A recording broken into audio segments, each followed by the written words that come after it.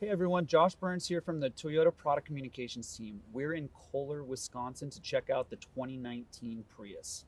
Now, Wisconsin is not typically where you think of Prius, but there's a lot of new changes for 2019. We're here with Nick Miller from the marketing team to walk us through some of those changes. So, Nick, what's new? Great, Josh. Thanks for having us out here. I think first and foremost, when you take a look at the vehicle, you'll notice one of the major changes is some of the design cues on the outside. And what you don't see here are some of the changes that we've taken on the interior as well. Along with those design changes, we've implemented a new grade strategy. And we're really proud of something else that's new to the vehicle, and that's an all-wheel drive system available on some of our grades. So how has the grade strategy changed for 2019?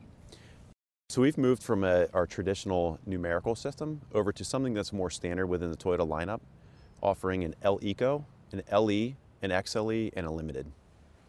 We've also taken our build configurations from 22 down to 11 by simplifying the packages on the vehicle as well. Okay, so then across the board, there's exterior and interior changes. So can you run through some of those?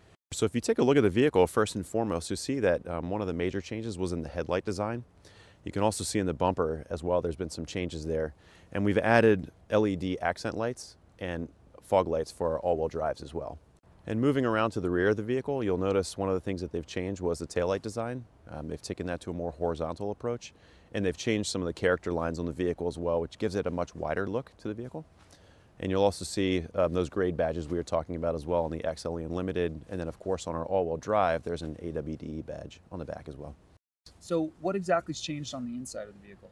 So on the inside of the vehicle, one of the first things that you'll notice is that those white accents that were around the steering wheel, the shifter, and the center console have changed over to a piano black, giving it a more sophisticated look. They've taken the Qi wireless charger and increased the size of that as well to allow for larger phones that we have nowadays. Bigger phones.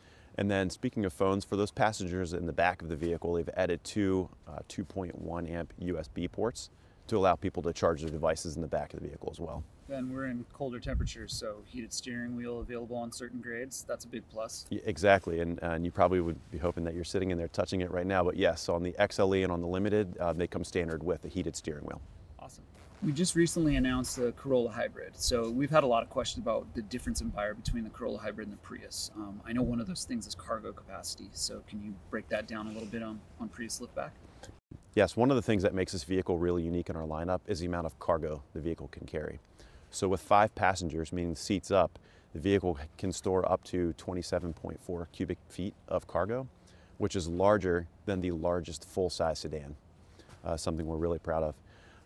On top of that, if you have other larger items that you'd like to carry, there's available cargo crossbars for the roof, so you could take your kayak, your bikes, whatever you might want to on top of the vehicle.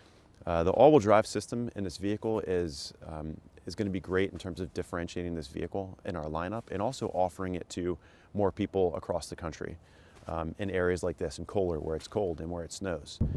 It is an on-demand electronic all-wheel drive system, which means that it runs traditionally the way it would, and it has a small electric motor in the back of the vehicle that will propel the vehicle from a stop from 0 to 6 miles per hour, and then it'll come on as needed from 7 to 43 miles per hour.